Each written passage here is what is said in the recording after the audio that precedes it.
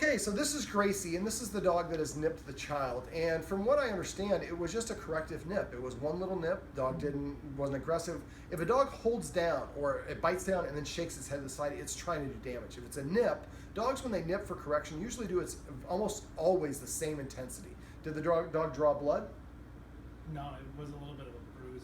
Okay, so we don't want the dog to nip at all, but the fact that it didn't draw blood is good. It shows it's not a high intensity because dogs usually can stay consistent. They won't go up and down. So basically in this video, what we're going to do is we're going to use the principle of counter-conditioning and we're going to couple it with desensitization. Now in order to do this, you need a really high value training treat. And so we might have some extra audio here from our buddy. That's okay, we love kids. All right, so these are soft. These are, I like to use them in the Tricky Trainer chicken liver flavor. I ran out of them, so these are actually salmon, but they're nice and soft. I can squish them. Now, the other nice thing about it is they have a strong smell, so the dog's gonna be very interested in them, and they can nibble a little piece of it off. So I'm gonna hold one between my thumb and forefinger, I'm gonna smash it, and then I'm gonna let the dog start nibbling on it.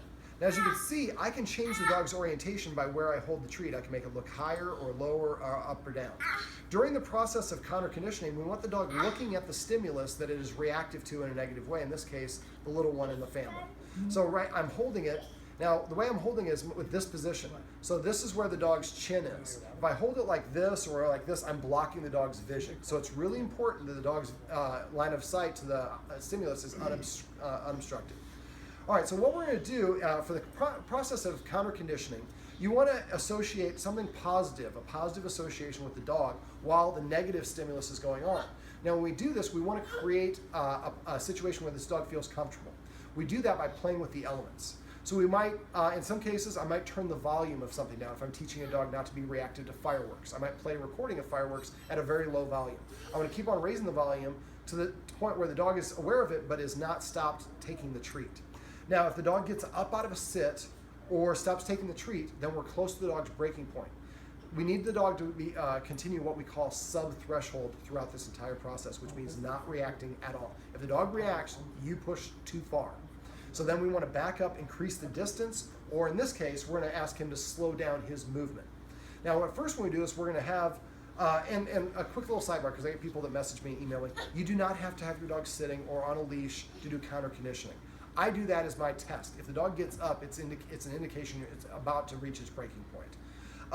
And it's also, in this case, to keep the child safe because the dog might want to nip. So what we want to do is we want to create a scenario where the dog is getting something pleasant happening while the stimulus is going on at such a low intensity they don't feel the need to correct or interact with it. And then we gradually start ramping up the intensity. So at first I'm going to have the child walking by slowly, almost in slow motion, while the dog is getting the treat. Now, every time that I say done, the dad is going to stop and we're going to freeze at that point.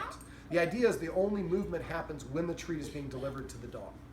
Okay, so to begin with, before you do this at home, you want to just get your dog used to chewing on the treats like this before you introduce any stimulus so that it just is comfortable chewing on treats going, you're going to hold a tasty treat, I chew it, deal. Okay, so we've done this 2 or 3 times and you can see Gracie's very interested. Let me pull out a couple more treats. And I'm going to have the dad walk the child basically back and forth this way in front of us. So hopefully I'm going to have you kind of nod your head when they get close enough where you can see them. And all right, so we're ready? Okay, so he's approaching. I have her looking at him. And go ahead and just walk back that way. And I'm turning her head so she's looking. And turn around and come back the other way. Yep, come on. All right, freeze. So I'm out of a treat, so I'm reloading. Okay, go ahead. Okay, turn around and come back a little bit faster this time. And normally that's the speed that he would be getting reactive to. I got right? you. Yep. Okay. You know, take it crazy. So right there, not even looking up, looking for... All right, now in this case, we have a little one. We can't always control how fast the little one or what the little one's going to do. So what I'm going to have Dad do, and we don't want to pet Buddy. I'm going to have Dad hold the child by his legs, and he's going to be swinging him here, so we can have a little bit more movement. All right, you ready? You ready, bud? All right, go ahead. And get a little bit closer. So you see right there, the dog stopped. So that's a little bit closer. Let's back it up a little bit, just a little bit. So a little bit more distance. A little bit that way. Perfect. All right, let's freeze. Do it again. All right, go ahead.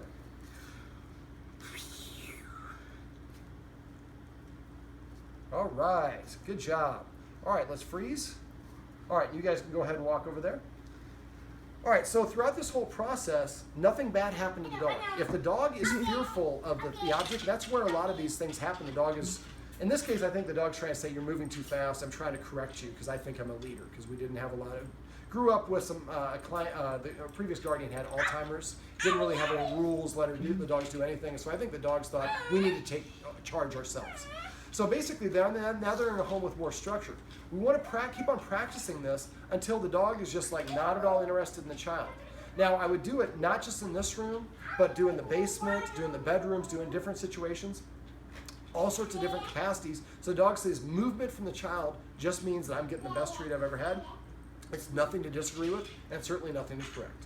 So this is how you can use counter-conditioning and desensitize a dog from reacting or nipping something, in exchange teaching it a new, more desirable behavior.